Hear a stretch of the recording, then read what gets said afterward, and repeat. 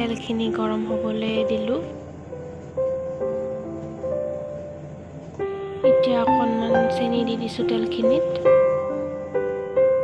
কেইটামান জিৰা গুটি দি দিছোঁ। এতিয়া পিঁয়াজখিনি দি দিছোঁ।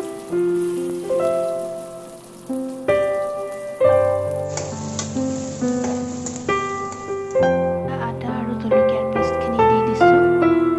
এতিয়া গোটেইখিনি বস্তু ভালদৰে ভাজি ল'ম। পাছৰ পৰা 10 মিনিট সময় ফ্লেমটো মিডিয়াম ৰাখিছোঁ।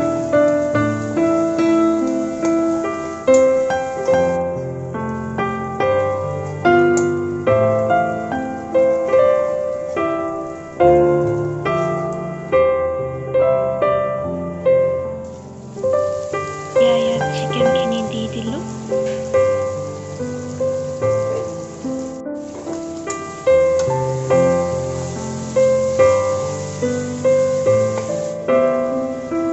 হালধি দি দিলোঁ, নিমখো দি দিলোঁ ইয়াত।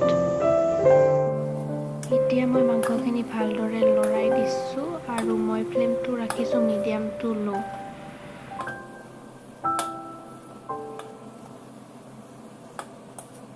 মাংসখিনি ঢাকি দিছোঁ ভালদৰে সিজিবলৈ।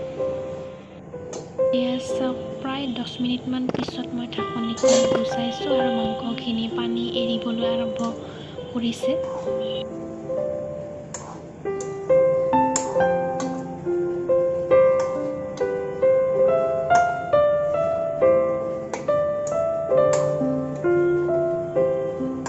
আমাৰ চিকেনখিনি ফ্ৰাই হৈ গৈছে।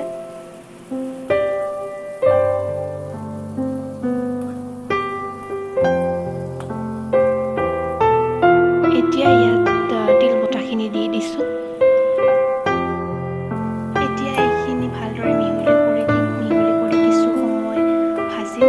মিডিয়াম ফ্লেমত প্ৰায় 10 মিনিট সময় ভাজি ল'ম।